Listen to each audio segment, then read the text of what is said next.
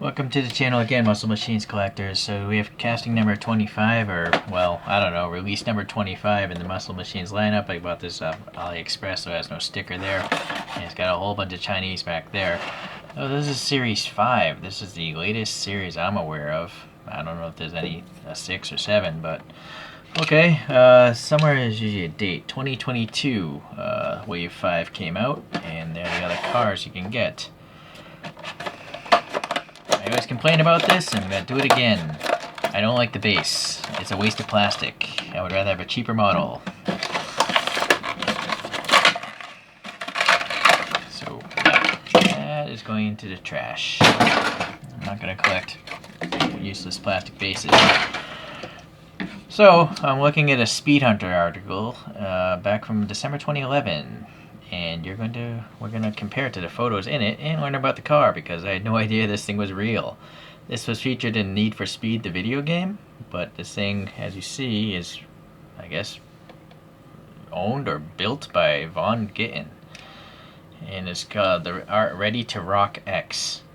And the interesting thing about this, somewhere in here, it will say, this is not made from any original Mustang parts. These are all brand new parts for the automotive aftermarket. And I guess even the frame and all that stuff. So, interesting. Here's the rear view. A lot of these panels were handcrafted. There's some credit in here. Well, you can pause the video. I guess I'll just pause on some of the text. It was a design feature from the get-go to have these induction cones, or whatever you want to call them, exposed. It's a 5-liter car. Doesn't say the power yet. So yeah, these things here. Okay. 400 horsepower, wheel horsepower, so I mean that's okay. And that's got K&N filters right in there, so interesting. Kinsler throttle bodies with K&N filters, that's what it's saying now. Hand welded exhaust system by someone. Cool inboard shock system. Workmeister wheels. Alright, so it's really neat. 18-inch wheels. Alright. So, yeah, that's it. If you want to look it up, you know, that's one of the first results I found when I just looked up a Mustang RTR-X. Yeah, that's a mean looking car. And it's really cool that Muscle Machines isn't very far off, actually. That's a very stylized Mustang, right? With the over fenders and all that stuff. Alright, so good stuff, man. Whoever you are, Mr. Gittin. Alright, let's get to the toy here. So we have a nice metallic gray, or charcoal, I guess. It's pretty dark gray, but it's not black. This text here printed on is black, though, and that does say RTR, I guess. Oh, it's an interesting reverse R, TR, and then the dash X, so that's kind of neat. I don't know what that is. I can't memorize the photos I just showed you. The little intake there is nice. The door handle is raised. There's no interiors on Muscle Machines, so that's just a blacked out window, and that's fine. What's nice is there's some printing, tampo printing on the windscreen and that RTR with the copyright or trademark symbol there. It's a nice, like, bright yellow. Back to the front, you got the black in those induction throttle bodies there. So those would be K&N filters. And then the silver, and they are sticking up, and they are blended into each other, just like the real car. So this thing has a matte finish paint job crossing the body and the hood, right? So interesting. These are maybe like quick release latches or something, or pins. There's a little vent recess up here. Doesn't open, that's fine. Oh, sadly QC. I got a chip in my black paint there. I guess I can put some different matte black paint on there pretty easily, though. So we just have the casting, but they printed on some rivet marks and some sort of... There's a groove physically molded here to make it look like a headlight area. And then this is plastic, same with the grill, but they painted green over these lights here. Alright, so the clay molded chin lip on the real car is represented here as part of the diecast, but they somehow were able to get that RTR logo on that lip. Maybe they printed it on there, and then this is a separate plastic bumper slash grill that they put in after the fact. So it's really nice. You know, this is very thin because it's plastic right here. And then you actually have some sort of rectangle. I don't know if you can see it. I don't know what the deal is with that, but over here the pick goes in much further. So, alright. Let's go to this side. Oddly, I didn't even start with the wheels, but they're nice. Got nice rounded tires around them, and then it looks like some sort of like lug nut details there, and then the perimeter bolts there, and it's a different green. The whole rim is like this vapor deposition chrome green. It's like, it looks like an Incredible Hulk toy, but then in the middle it's just a dark glossy green. Unfortunately, it doesn't cover the spokes all the way to the end, but this is a pretty cheap toy, I guess, so it's okay.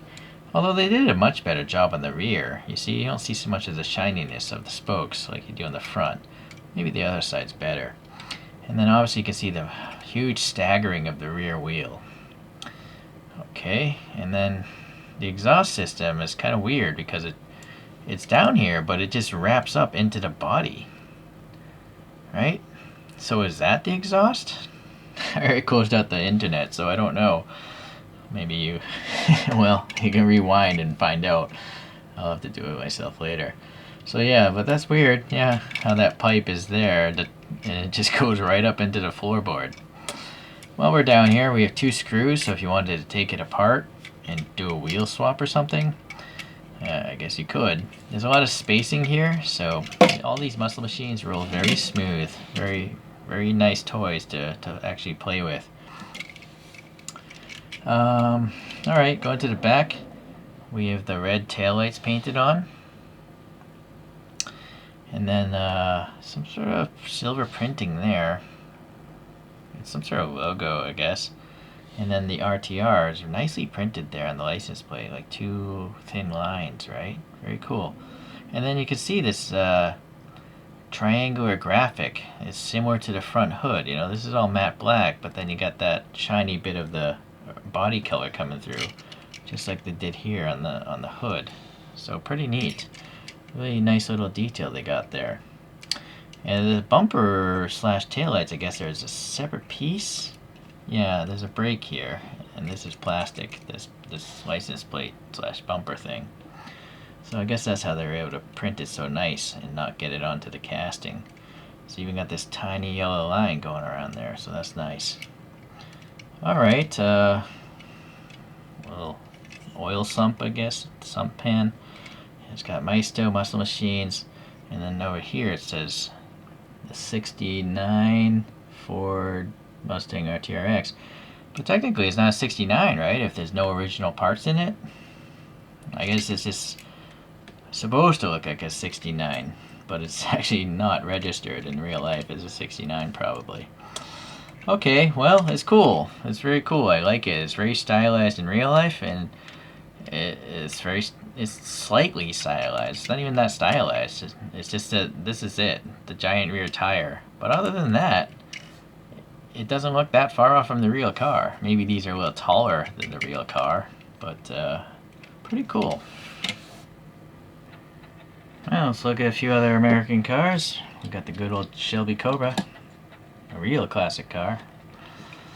And then we have an Olds Vista Cruiser with a blower sticking out of the hood. And then we have still an older car than this RTR-X, but more modern than the Cobra, the Grand National. You can actually get this Grand National with the blower as well. That's an option. And same with the Cobra. Yeah, but I haven't seen the Vista Cruiser without the blower. I would prefer all my stuff to not have the blowers. Although I do like this one. I don't consider that a blower. Right. Here's a top view. They're all generally in the same ballpark, it looks like. Right, the station wagon probably being the biggest, And it would make sense that the Cobra is the smallest because that's the way they are in real life, right? Yeah, that seems to work.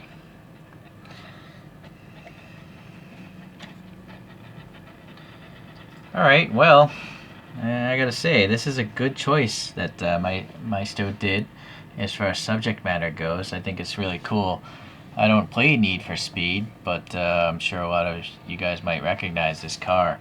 And it's nice to learn that it's actually a real car in the real world. And for me, I think it's really interesting that it's just made from brand new aftermarket parts. So I think that's pretty interesting. So we will see you in the next Muscle Machines video. Alright, take care now.